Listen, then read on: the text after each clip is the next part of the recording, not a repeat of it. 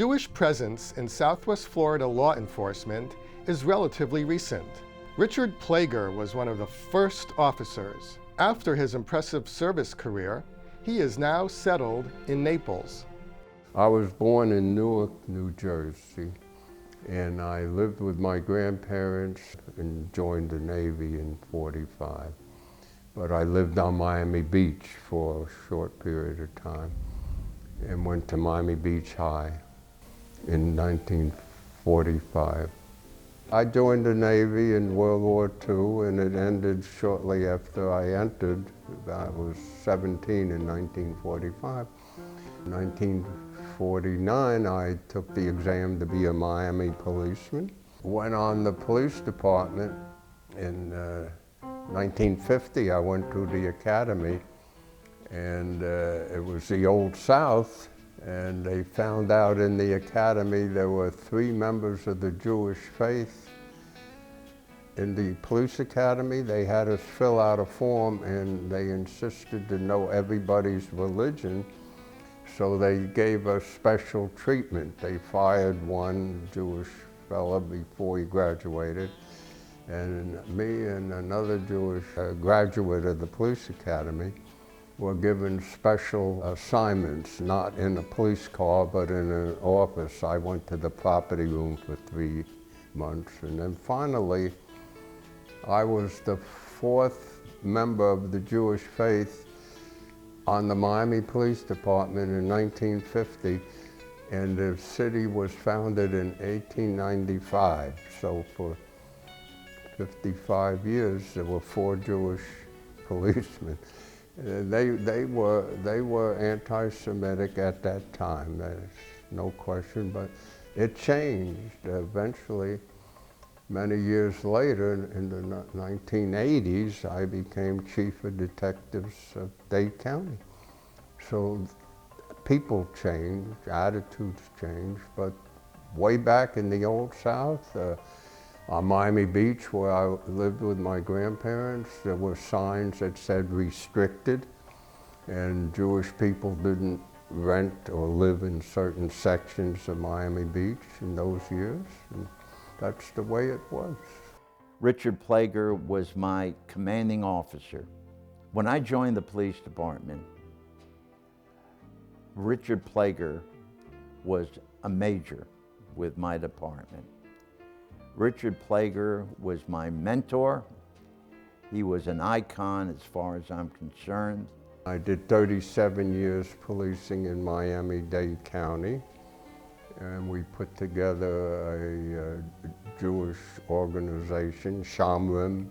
I was a founding member of Shamrim. In 1983, I was a police chief. I can't remember because I had so many different positions. But I noticed that the exam for police sergeant and the day of the exam was going to be on Yom Kippur. And I knew right away that I'm not going to allow that to happen. So I went to the higher ups and I explained to them, Yom Kippur is the holiest of all days in the Jewish religion. I would like to see you change the date. Do not hold any more promotional exams on the high Jewish holidays. They agreed with me. Right after that, I co-founded, along with many others, there were about 20 of us, and Richard Plager was one of them too, South Florida Shamrim Society.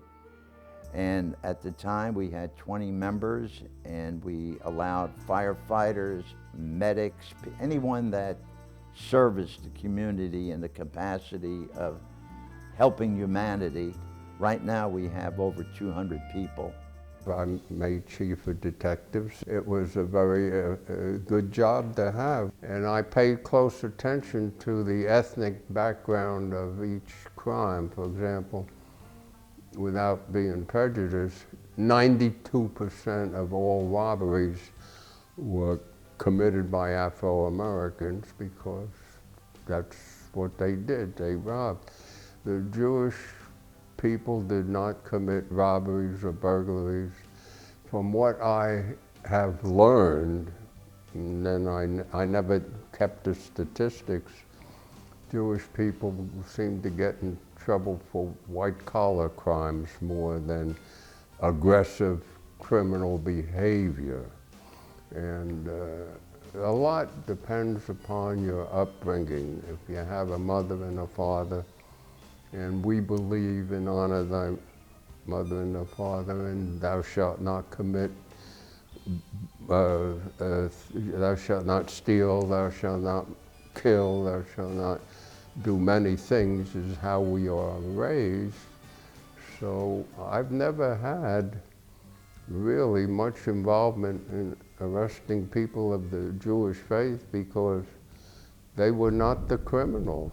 The criminals came from, mostly, if you studied criminology, it's people without a mother and a father and a good raising in a home. That's how you prevent crime from the very beginning. So I never had that problem. It never came up. And it's a statistic, in World War II, we were only 4% of the population in America, but 10% of the armed forces were of the Jewish faith. We participated in World War II that way. Richard Plager taught me two things. Be proud to be a Jew. Use it as a background for you to use as a stepping ladder to success. And the other thing is that he told me, he said, if you're going to be a police officer, don't stop as being a patrolman on patrol. Work your way up the ranks. Be able to contribute your expertise to establishing certain things that make other people successful in their careers. The higher you go up in the ranks, the easier it's going to be to have people adopt your feelings and the way you feel about the law enforcement profession. After 37 years policing in Miami, I was fortunate and became chief of police of Sanibel.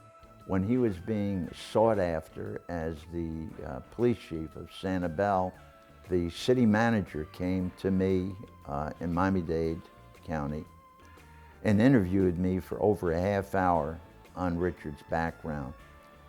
And I'd like to think that possibly the things that I said about Richard cemented his opportunity to become the police chief of Sanibel. I was 60 years old. That was in 1988. Richard Plager that really gave me my first start in law enforcement because he was the new chief. I asked him if he would send me to the police academy, and he said yes. He was a strong proponent of education. In Sanibel, I was the only policeman there of the Jewish faith. I was chief. It was unique that he was Jewish. Coming to the Sanibel Police Department, there was probably a few eyebrows that were raised and wondering how he was really going to fit into the Sanibel Police Department or in Sanibel Island community. It's a sleepy kind of little coastal community, and here he was coming with all this experience from a big agency in Metro-Dade PD, and he may not have been overtly preaching his faith and his beliefs, but he did so in how he lived his life. And people did know that he was Jewish, and they looked at how he engaged with people, how he interacted with people. He was just very approachable. In that way, he was a good representative of the Jewish faith. He brought in retirement benefits, he brought in police cars, he brought in technology, he brought in a lot of things that department did not have based on his background. And his background was impeccable. 8 years I did there, and it was, I was able to expand the concept of the chaplains. They had a Protestant chaplain, and I created a Catholic chaplain and a Jewish chaplain, and the Jewish chaplain was a Lubavitch from Lee County, Fort Myers. After he left, the chaplaincy program kind of fizzled away. But about 10 years after he left, I then began I began going back to school even more and got a bachelor's degree in religion and a master's degree in theological studies from Liberty University. And I asked the chief at the time, I said, you know, Chief Plager brought this chaplaincy program to us many years ago, and it's just kind of been dormant for all these years. Can I revitalize? Can I look at it? Can I update our policies and maybe begin the program again? After doing that, they liked the program and they agreed to restart the chaplaincy program. But it was something that Chief Plager brought, you know, many years prior to that. I knew about 8 families that got together and had like a reformed Jewish meetings in a church. One of the Protestant churches gave them a room, and about twice a month we had services. But my religious activities when I lived in Sanibel was both with the Lubavitch for Friday night at his home, and also every Shabbos Saturday was with the conservative congregation of Fort Myers. I had no prejudice against me ever in Sanibel. It never came up. All the people of Sanibel, they were mostly affluent, Midwestern, conservative, Caucasian Christians. That's what Sanibel is. And they just wanted from me as strict law enforcement is what we gave them, minimal criminal activity, and we had a very effective police department in Sanibel. So there was no problems. He had a wonderful sense of humor. He had a terrific smile, a very loud and boisterous laugh. I'll tell you one story. There was an elderly Jewish lady. I didn't arrest her, but she was too old to drive a car. She was of the Jewish faith, and she ran over a young boy on a bicycle. And the family came to me and said, "Chief, will you please arrange to have her driver's license removed because she was elderly and wanted to continue to drive, and it was obvious that she shouldn't be driving anymore. She was too old to drive." And I remember not putting her in jail, but I had her charged with the traffic violation, and I also arranged that her driver's license was revoked. But that was the only, in Sanibel, actually in law enforcement, we don't bother what their religion is. It doesn't matter. We have no reason to ever even ask a person what's your religion. It's immaterial. Got a call one day, and he said, "I'd like you to look up something and tell me what you can do to help me." I said, "What is it?" He said, "We're having a problem with the citizens allowing their dogs to defecate all over the beaches, and I'd like to propose something where they have to pick it up and dispose of the excreta themselves." So I sent him the ordinance, and what he did, Sanibel, and I know that he's recognized not only for cleaning up dog poop, but what he did was great. He had little areas with little trash cans attached, and he had certain gloves that you could put on, walk over, scoop up your dog's whatever, and put it in there, and somebody later would come around and remove it. I hope he remembers that. 1996 when I made Aliyah and went to Israel. And I was on the tourist police in Israel for 10 years. And I learned a lot about, it was a volunteer situation for police where I was armed and I patrolled whenever they needed me in Israel. I learned a lot about the problems there with different people who were and still are our enemies. He would talk about traveling to Israel, and he would come and visit the police department whenever he was on Sanibel after he retired. And I had the opportunity to travel to Israel 5 times now with Sanibel Community Church. And when I was talking with him about Israel one time, he said, let me know the next time you're coming. We had just arrived in Tel Aviv, and we're in the hotel lobby, and he drove down from Netanya to meet my wife and I to have coffee in the land of Israel. When I think of Richard Plager, that's definitely one of the things that I think of first, is that opportunity that we had to be in the land and to share a terrific memory and a special moment with him. I spent 10 days in Israel. I visited the West Bank, the Gaza Strip, Ben Gurion Airport, went everywhere by helicopter to military bases. I looked at everything to deal with the Holocaust.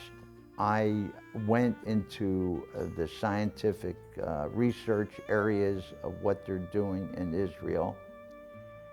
And when I left Israel after 10 days, I was never so proud to be a Jew. All Jewish people should be very supportive of Israel.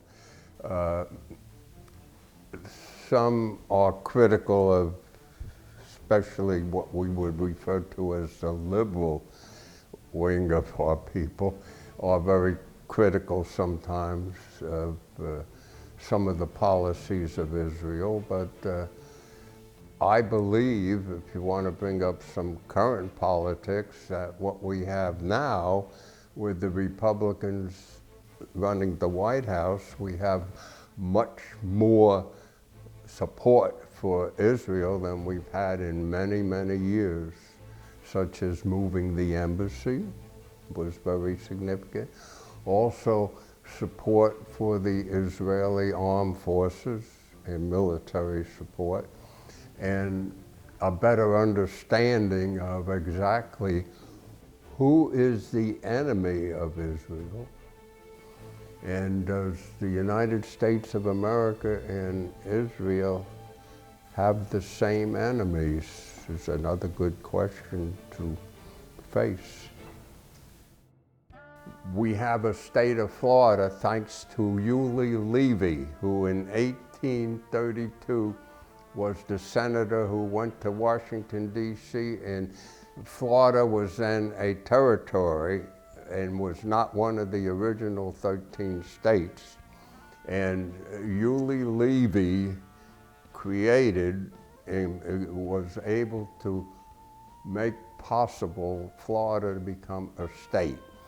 There is a county called Levy County, and there's a city called Yulee. And there's many more things we can talk about the Jewish people during the Confederacy. Abraham Myers was a general under Robert E. Lee. The next county up from Collier is Lee County. Fort Myers is named for Abraham Myers. It's part of our history, and there's nothing to be ashamed of.